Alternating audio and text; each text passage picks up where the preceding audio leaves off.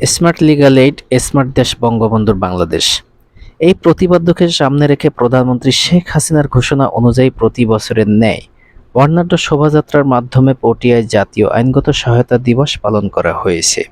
রবিবার পটিয়া চৌকি আদালত লিগ্যাল এইডের বিশেষ কমিটির উদ্যোগে আয়োজিত অনুষ্ঠানে প্রধান অতিথি ছিলেন জাতীয় সংসদ সদস্য বীর মুক্তিযোদ্ধা মোতাহারুল ইসলাম চৌধুরী।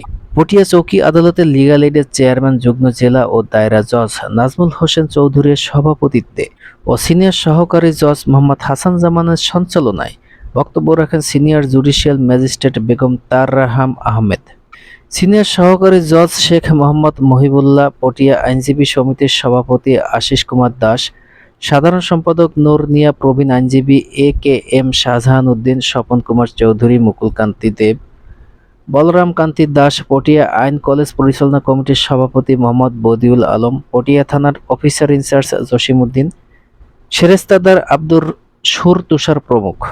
আলোচনা সভার পূর্বে আদালত প্রাঙ্গণ থেকে এক র্যালি মহাসড়ক প্রদক্ষিণ করে। এ সময় পটিয়া আইনজীবী সমিতির বিজ্ঞ আইনজীবীবৃন্দ, বিজ্ঞ প্যানেল আইনজীবীবৃন্দ, আদালতের কর্মচারী ও বিভিন্ন এনজিও প্রতিনিধিগণ, প্রিন্ট ও ইলেকট্রনিক মিডিয়ার সাংবাদিকবৃন্দ সহ আদালতে আগত বিচার প্রার্থীগণ ও স্থানীয় জনসাধারণ উপস্থিত ছিলেন।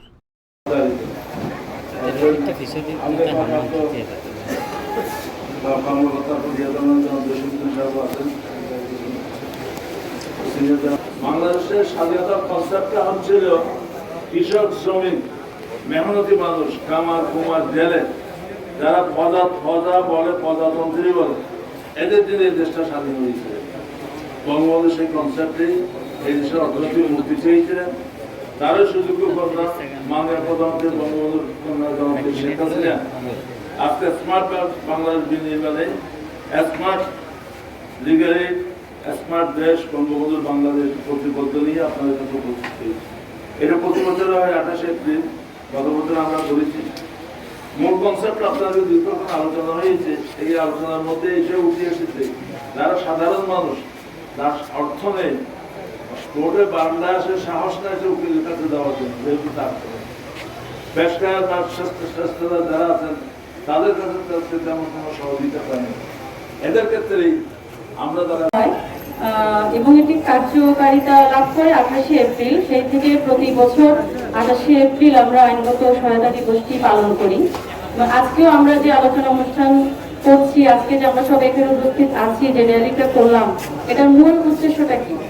এর মূল উদ্দেশ্যটা হচ্ছে সাধারণ মানুষের দোরগোড়ায় যাতে আমরা পৌঁছে দিতে পারি যে আর্থিকভাবে অসচ্ছল, সহায় সম্বলহীন, দরিদ্র লোকজন আইনের সেবা পেতে পারে এবং খুব দ্রুতভাবে পেতে পারে, যাতে তারা কোর্টে এসে ফিরে না যায় বা কোর্টে আসতে দ্বিধা বোধ না করে। আমি একটু সহজভাবে বলতে চাই যে আর্থিকভাবে অসচ্ছল বা দরিদ্র বিচার প্রার্থীগণ যেন তার শখের পালিত হাঁস মুরগি বিক্রি করে তার বইয়ের কানের দুলটা বন্ধক রেখে এখন আর কোর্টে মামলা করতে আসতে হবে না।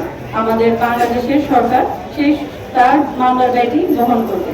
এই মহৎ উদ্দেশ্য, মহৎ লক্ষ্যে এই আইনটি প্রণয়ন করা হয়েছে এবং আমাদের আজকের দিবসটি পালনের মূল উদ্দেশ্যই হচ্ছে যাতে আমরা যে যার অবস্থান থেকে, যে যেখানে আছি, আমি বিচারক হিসেবে আমাদের যারা বিজ্ঞ আইনজীবীরা আছে তাদের পক্ষ থেকে, আমাদের এখানে যে থানা প্রতিনিধি আছে তাদের পক্ষ থেকে, আমাদের যে নির্বাহী প্রতিনিধিরা আছে সবাই, এবং মিডিয়াও একটা খুব বড় আসলে কাজ, ভূমিকা পালন করে এখানে এটি প্রসারের লক্ষ্যে। প্রধান কাজ হচ্ছে আমাদের এটা আরো বেশি প্রচার এবং প্রসার করতে হবে।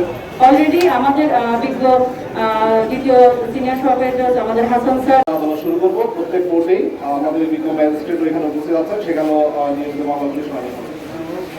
আজকের যে দিবস, আমরা অনেকেই দিবসের তাৎপর্য, দিবসের যে ব্যাকগ্রাউন্ড, হিস্ট্রি, সেগুলো নিয়ে কথা বলেছি। আমি দুটি বিষয় একটু উপস্থিত যারা আছেন তাদেরকে একটু ক্লিয়ার করে দিতে চাই। সেটা হচ্ছে যে সবাই শুধু বলছেন যে অসহায়, দরিদ্র, অসচ্ছল যারা, তারাই শুধু লিগ্যাল এইড পাবে।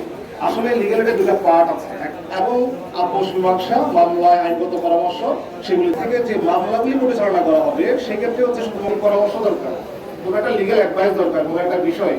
অথবা সে চায় যে সে কোর্টে ঝামেলার মধ্যে যাবে না, থানা পুলিশ যাবে না, কোর্টে যাবে না, সে বিরুদ্ধে আপোষে সত্যি করতে চায়, তার জন্য কোনো গরিব হইতে হবে না। আল্লাহ না করে যদি আমাদের এমপি মহোদয় যদি পারিবারিক কোনো সমস্যা হয়, আমাদের যদি এখানে রাজনীতিবিদ যারা আছে তাদের যদি কোনো পারিবারিক সমস্যা হয়, তারা যদি মনে করে যে কোর্টে যাওয়াটা আমাদের জন্য এম্বারেসিং। ওনারা প্রত্যেক জেলায় জেলা লিগ্যাল এড অফিস আছে, সেখানে ওনারা আইনগত সহায়তার জন্য আবেদন করতে পারে এবং সেখানে ওনারা একটা দরখাস্ত দিলেই ওনাদের যে বিরোধের বিষয় সেটা লিগ্যাল এড অফিসার যিনি একজন বিচারক উনি এটা অবশ্যই নিষ্পত্তি করে দেবেন। আমি চট্টগ্রামে যিনি আপনারা যত নাম বলেছেন আমি নাম ডিসকাস করতে চাই না, একজন সিনিয়র